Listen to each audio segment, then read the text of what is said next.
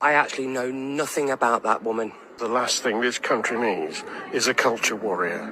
The reason why I don't like identity politics is because it forces people to look at themselves as tribes. If you look at what happens when you ask people to focus on their tribe or their group, it never ends well. It is our job to make sure that the people who come into the country are people who love this country. I'd like to start by congratulating President-elect Trump on his impressive victory this morning. The Prime Minister and the Foreign Secretary met in September. Did the Foreign Secretary take that opportunity to apologise for making derogatory and scatological references? So, as we all know, it has been an eventful week and I've been looking forward to making this video. I've been busy nursing and all that, but finally I'm able to sit down and make the video. I mean, we have a lot to talk about, but the main issue in this video is regarding Kemi Badenoch's immigration stance. I'm learning to pronounce the surname correctly. I mean, I've been going on saying Badenoch, but it's Badenoch from what I've been hearing. So Kemi Badenoch's stance on immigration. And of course, I'm also going to touch on the global events, what has happened in the last week. But first of all, what is Kemi's stance on immigration? And most importantly, how does her stance affect us as immigrants, as Africans living in the UK? I mean, it is conceivable that she could be UK Prime Minister one day. I know people have said in the comment section that, I mean, for now, the Conservatives are putting her, at the forefront for a reason, but when it comes to election time, they may pivot and put a different candidate. I'm not saying they're wrong, I'm not saying they're right, but I just want us to look at this situation, what could happen, and especially when it comes to the way she views immigration and how that is likely to affect us in the UK as immigrants. So before I give my commentary, I want us to have like a full picture of what she says, what her stance is exactly. And you write that we cannot assume that all cultures are equally valid. So which cultures in your view are less valid than others? Oh, lots. Cultures that believe in child marriage, for instance, or that women don't have equal rights. I actually think it's extraordinary that people think that's an unusual or controversial thing to say. Of course, not all cultures are equally valid. Which particular cultures then would you say are less valid? Because as you've said, your words, not mine, some people think that that's a controversial thing to say. So which cultures would you specifically say are less valid than others? So it's not about labeling cultures. Culture includes a lot of things. I'm not talking about cuisine, I'm talking about customs. And I think that cultures where women are told that they should not work. I would knock on doors. I'm sure Penny and Jake had this. You'd knock on doors and you'd see somebody at the door who says, I can't speak to you, I will get my husband. I don't think that's as equally valid as our culture. Are you saying, though, that if somebody in their culture who lives here in the UK, who might be a British citizen, who answered the door to you and said, I won't speak to you, I'd like you to speak to my husband instead, are you saying, you have said their culture is less valid, are you saying that people with those beliefs shouldn't be welcome in the UK? I am saying that if we want to have a well-integrated society, we need to make sure that we have a shared culture and a shared identity.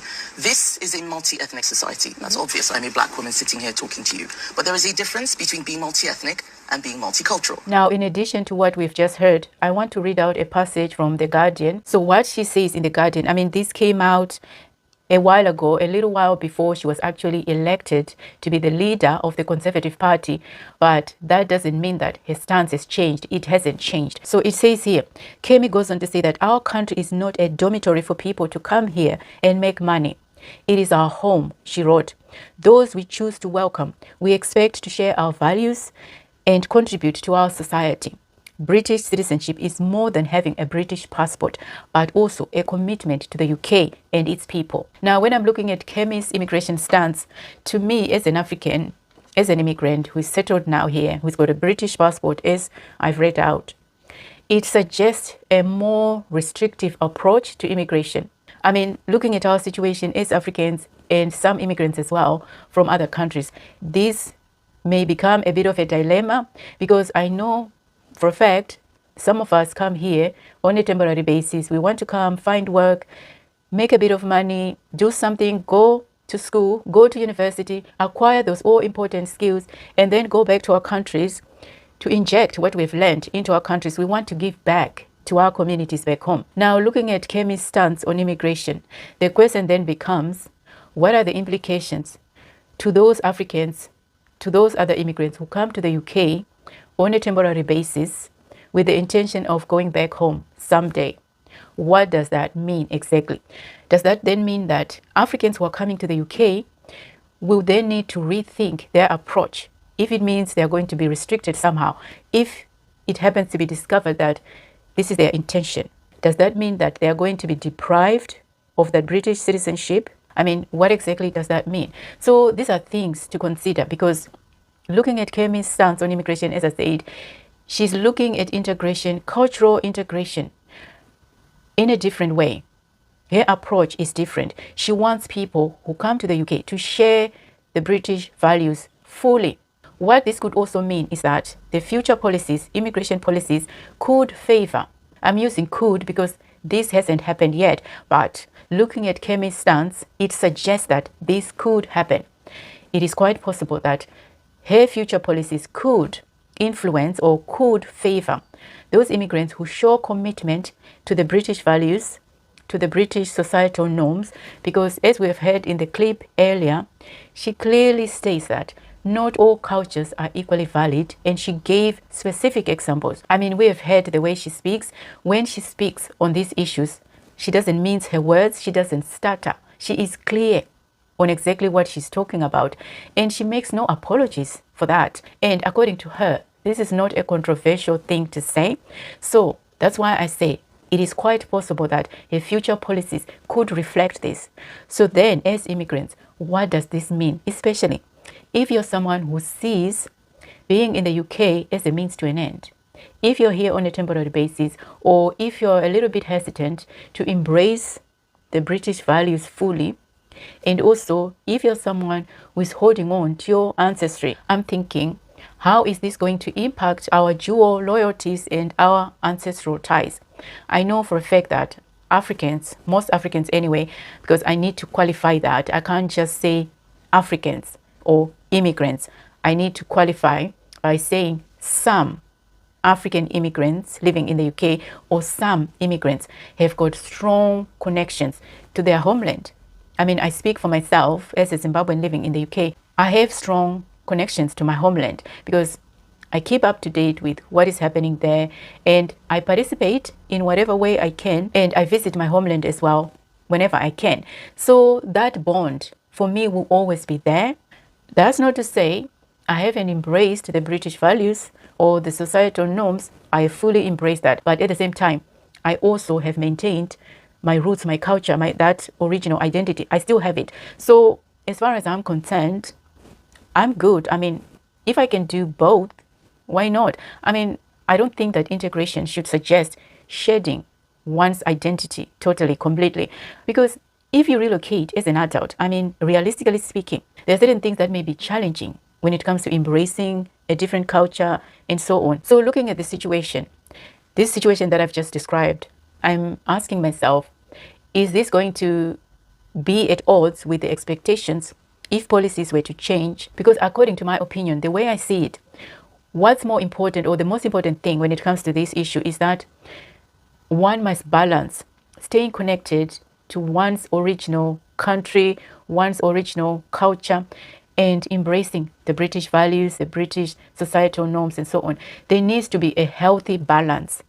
This is how I look at things. That balance must be healthy. I know for a fact that there are certain people who can't speak English despite having lived in this country for years. So I don't know what you think. How do you see this situation? What are your thoughts? As always, feel free. Let me know in the comment section. What are your views? What are you thinking when you look at this? As an African, as an immigrant, who's got that strong connection to their motherland. And of course, I've said this in some of my videos, contributing to society, the society that you live in, and also contributing to your home country is important. Again, it's about balance. I've done a video, I'll put it on the screen so you can see it. I've made a video talking about the need to balance these things, because I mean, you can't stay in a country and not contribute to that society. But what I'm looking at is some of the implications, other implications when it comes to Kemi's stance. I mean, the last thing I want to say, I mean, as I was looking at this situation, reflecting on it, just ruminating on what is likely to happen, looking at Kemi's views and stance on immigration, I'm thinking that as Africans, if you're one of those who is here to make a bit of money with the intention of going back home, or you're here for whatever goals, for whatever reason, I'm thinking it is also important to be prepared. First of all, keep up to date with what is happening around you. This is important because I know for a fact that there are people, because I speak to a lot of people, I have conversations, and sometimes when you try to bring these issues into the conversation, they're like, oh, I'm not interested. I'm not interested. You know, I'm a Christian. I focus on God. Fair enough. I'm a Christian as well. I focus on God. But guess what? These policies will affect me as a Christian, will affect everyone. So you can't bury your head in the sand and say, oh, I'm not interested. So that's why it is important that you stay up to date with what is going on around you. And if you're an immigrant and you still have to apply for a visa, then yeah, definitely stay up to date with the immigration policies. Know what is happening. I mean, even if you've got your British passport, I also made a video talking about how you can lose that passport. So yeah, be in the loop, know what is happening. And also another important thing as well is to be prepared. Be prepared in terms of knowledge, staying up to date, and also be financially prepared. Because if you were to be told, we need you to go, I mean, it happens. We've seen it happen in the last 2 weeks, 3 weeks. It is happening. Don't just work and spend the money. Save. We need to get into the habit of saving. Invest. We need to learn about all these things. I mean, these are things that I wasn't interested in, but I have since learned that life will happen. I mean, things can happen at any moment. So have that safety net. Just have something, because being without money is a real threat. It is a real threat to your life. People have unalived themselves because they can't see a way out. If their rent is due, if their mortgage is due, and the letters are coming left, right, and center, some people give up.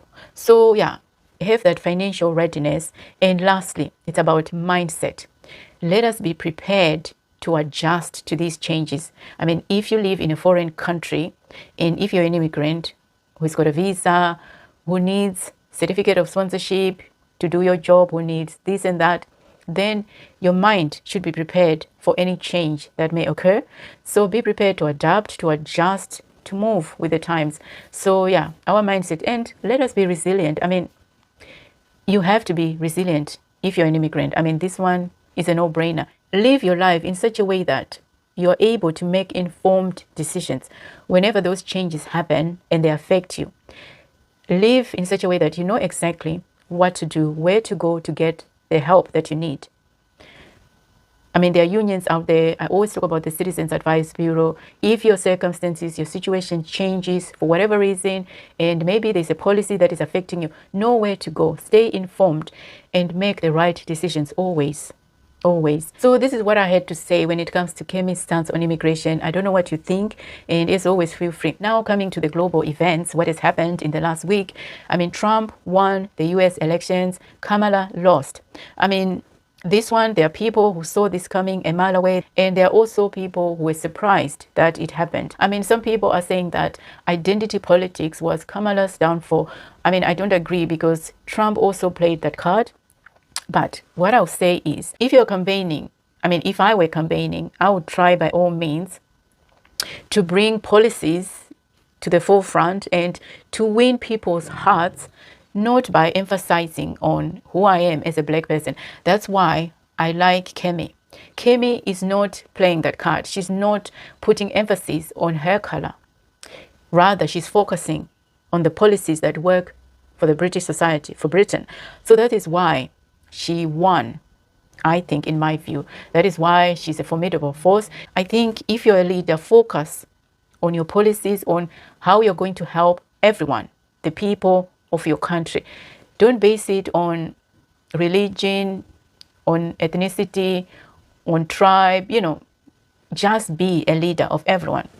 As a citizen who is going to vote, who's going to choose a leader. I mean, they don't have to be perfect, because no one is perfect. But as a citizen who's going to vote, who's going to choose a leader, I need to see a bit of myself in that leader. I need to feel seen and heard and acknowledged. That is what I need as a citizen who's going to vote for that leader. So if you're going to do politics, if you're going to run for that highest office, then the way you speak to people should reflect that. That's how, I mean, according to my opinion, that's how you win people's hearts. I mean, as I was watching things unfold, this was what was going on in my mind. So when it comes to the other ugly matter. I mean, I won't even say the name of the man. I mean, you know, Equatorial Guinea, beautiful country in Africa. Unfortunately, it came to the forefront this week for all the wrong reasons. What I can say about that situation is that we are losing focus as Africans. Clearly, our leaders are letting us down. These leaders in high positions, instead of focusing on the job, instead of focusing on making Africa better, on making the countries better. Now, I'm just talking, you know, in general terms, because I'm not here to talk about that situation, but I'm here to talk about our focus as Africans. Are we serious about our situation, about improving Africa? Are we really serious when these things keep happening? Where is our focus? Because some of these things clearly were happening during office hours. Where is the focus? And also, this is where I talk about accountability. Yes, I'm happy that the man is being held accountable for his actions, especially in terms of corruption. I mean, when it comes to the shenanigans, I mean, that was a lot to process. And unfortunately, when things like that happen, they just reinforce those negative stereotypes about African leaders, about Africa. When in actual fact, if we are to be honest, some of the things that happen in other countries that the leaders get up to, some of those things are far worse than what happens in Africa. I mean, let's call a thing a thing. Some of the stuff that happens out there are far worse. But unfortunately, because of the stereotypes, Africa is always portrayed to be far worse, when in actual fact, some things are even more atrocious out there. I mean, it is what it is. This is why I'm saying it is important for Africans to focus